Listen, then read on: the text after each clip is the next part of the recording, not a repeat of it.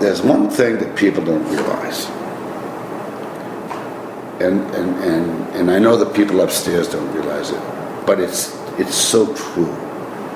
This year, in fact, is the 50th anniversary of the war on poverty. The bill was signed by LBJ on July 2nd, 1964. On July 2nd of 2014,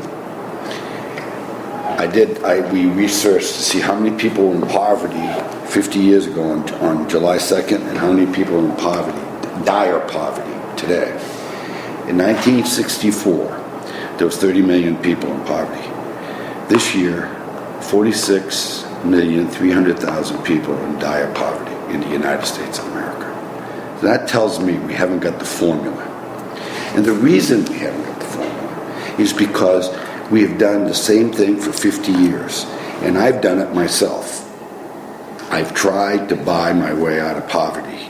I've tried to buy my brothers and sisters, tried to help them out of poverty by giving them money. And the only thing that got me out of poverty, the only thing, was mentoring and education.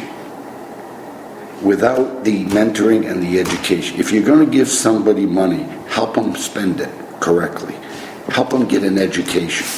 Giving somebody a check every month and then turning your back is disaster.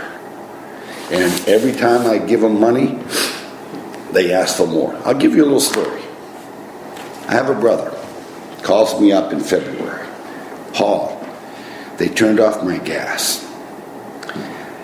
We have no heat in the house. I have 2 babies. Okay.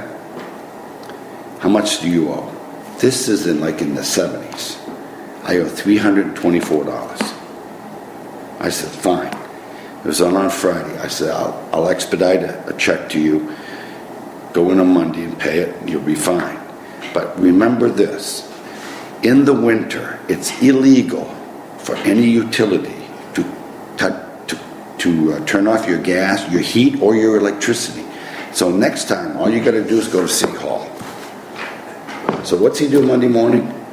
He goes to City Hall. Very first thing, goes to City Hall, they turn it right back on. Cashes the check. Oh, we bought a stereo.